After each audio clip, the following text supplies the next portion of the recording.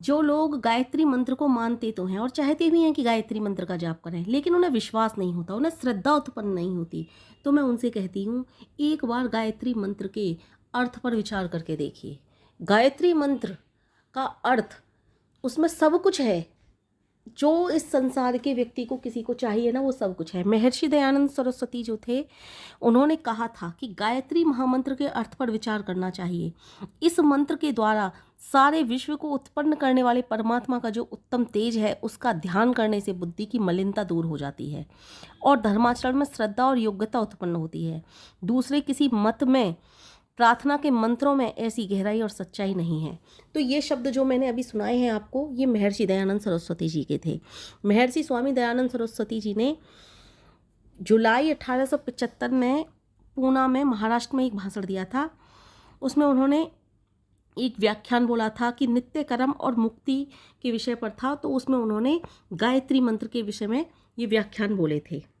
कहा था कि महामंत्र गायत्री की महिमा सभी आर्य ग्रंथों में गाई गई है। यही नहीं, ऐतिहासिक ग्रंथों तथा पुराणों इत्यादि में भी गायत्री उपासना का विधान पाया जाता है और प्राचीन तथा आधुनिक काल के ऋषियों, मुनियों और महानुभावों ने भी सावित्री यानी कि गायत्री माता से जो लाभ उठाए हैं, उनका सबका वर्णन उन्होंने, महर्षि दयानंद सरस्वती जी ने वहाँ पर किया था।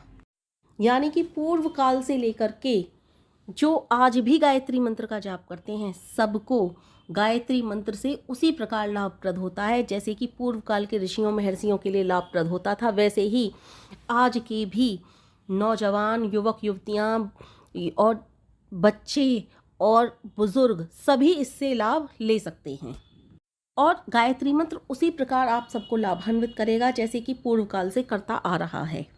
गायत्री मंत्र के अर्थ को तुम दिमाग में रखो, ध्यान में रखो और उस मंत्र पर विचार करो और यह प्रण कर लो कि मैं अपने चित्त को मैला नहीं करूँगा। प्रभु दर्शन पाने के लिए मैं पूरा का पूरा अपना जी जान लगा दूंगा और प्रभु दर्शन पाने का पूर्ण अधिकारी बन जाऊंगा। जब इस प्रकार की आपको रट लग जाए तो आप देख लोगे कि आपको गायत्री मंत्र में श्रद्धा भी उत्पन्न होने लगेगी, विश्वास भी उत्पन्न होने लगेगा।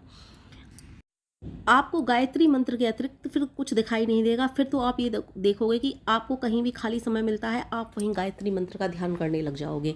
आपको थोड़ा सा भी वक्त कहीं मिलता है तो आप सोचोगे मैं तो गायत्री मंत्र का जाप करने लग जाऊं बस। आप अपने मन मंदिर में उस परमपिता परमेश्वर को ऐसे बसा लोगे जैसे कि एक पति पत्नी व्रता स्त्री होती है, अपने पति के अलावा किसी की तरफ देखती ही नहीं। वैसे ही आप गायत्री मंत्र को छोड़ करके किसी अन्य मंत्र, जप, तप, स्वाध्याय, किसी की तरफ कहीं भी जाने की आपको इच्छा ही नहीं होगी और आपका दिव्य तेज निरंतर बढ़ता चला जाएगा, निरंतर बढ़ता चला जाएगा। आपके व्यक्तित्व में भी सुधार होगा।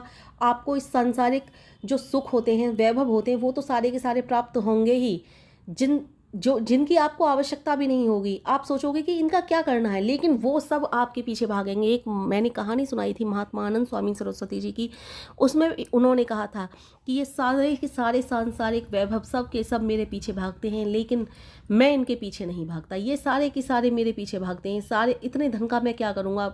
यानी कि गायत्री मंत्र के, मेरा कहने का तात्पर्य यही है कि गायत्री मंत्र के साधक के पास इस सांसारिक वैभव की भी कमी नहीं रहती और उसको सब कुछ प्राप्त होने लगता है। अभी इसी वक्त से आप प्रण कर लीजिए कि हमें तो गायत्री मंत्र का जाप करना है, क्योंकि न जाने कितने जन्म जन्मांतरों के बाद मनुष्य का जन्म मिलता है और कितने ही कर्मों में, कहने का मतलब ये है कितने ही कर्मों की परतें इस जन्म पर, इन जन्म जन्मांतरों पे लग जाती हैं और उसके बाद न जाने हम किस भवबंधन में, किस भवसागर में डूब जाते हैं और हम मोह माया में ऐसे जकड़ते हैं, ऐसे पड़ते हैं कि सब कुछ भूल जाते हैं। इसलिए लगे रहो, डटे रहो और मंत्र जाप करते रहो। उकताओ नहीं, ऊबो नहीं, लगातार जपते चले जाओ। कभी ना कभी तो चित्त पर आपके एक पर चोट लगेगी और आपका चित्त निर्मल होगा, आपका हृदय निर्मल होगा और जब ये चित्त चमकेगा ना, तब साधक का यह भेद खुल जाएगा कि मैं चित्त नहीं, प्रकृति का कोई भी विकार नहीं हूँ, मैं तो यह शरीर भी नहीं हूँ, मैं तो केवल मेरे भोग तथा अपवर्ग के लिए साधन मात्र हूँ, मैं तो अमर हूँ, मैं तो केवल और केवल उस परमपिता परमात्मा का एक अंश हूँ। मुझे तो परमपिता परमात्मा के ने इस संसार में मेरे कर्म भोग चक्र के लिए भेजा है।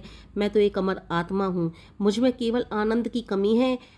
और ये आनंद मेरा प्रियतम, मेरा प्रभु, मेरा प्यारा मुझे देगा और उसकी ही उपासना करने में सच्चा आनंद है। इस तरह से आप सिर्फ और सिर्फ ध्यान करते चले जाओ, ध्यान करते चले जाओ, गायत्री मंत्र के जाप रटते चले जाओ। और आपको ये विश्वास होना चाहिए कि गायत्री मंत्र के द्वारा मैं जो इन गायत्री मंत्र के शब्दों का वर्णन कर रहा हूँ, इन गायत्री मंत्र के जो शब्द हैं उनको रट रहा हूँ, जप रहा हूँ, इसमें जो भी अर्थ में जो जो भी आता है वो सारे के सारे गुण परमपिता परमेश्वर में जो हैं वो सारे गुण मेरे अंदर भी विद्यमान होते जा रहे हैं। मैं भी परमपिता परमेश्वर का एक अंश ही तो हूँ। तो जब परमपिता परमेश्वर का ही अंश हूँ तो परमपिता परमेश्वर के सारे गुण मेरे अंदर विद्यमान होंगे, क्यों नहीं होंगे। इस तरह से आपको इस मोह माया के बंधन से छुटकारा मिलेगा और आपके चारों तरफ धन दौलत यानी कि सारे के सारे वैभव होंगे। और आप ये भी समझ जाओगे कि धन तो आता है और जाता है, धन तो क्षीण भी हो जाता है। धन से क्षीण व्यक्ति क्षीण नहीं, पर व्रत से गिरा हुआ व्यक्ति मर जाता है। आप ये भी समझ जाओगे, फिर आप व्रत से कभी नहीं गिरोगे। व्रत यानी कि चरित्र से, क्योंकि चरित्र जो होता है वो श्रेष्ठ होना चाहिए।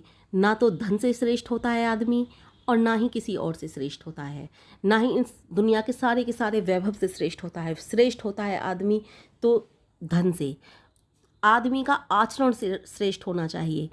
और जब आपका आचरण श्रेष्ठ होने लगेगा, व्यक्तित्व में सुधार होने लगेगा, तो तुम सारी की सारी इस सारे के सारे जो भवबंधन है इनसे छुटकारा पाते चले जाओगे। इस तरह से तुम्हारा ये लोक ही नहीं परलोक भी तुम्हारा सुधरेगा, क्योंकि चारों तरफ तुम्हारे सारे के सारे वैभव होंगे।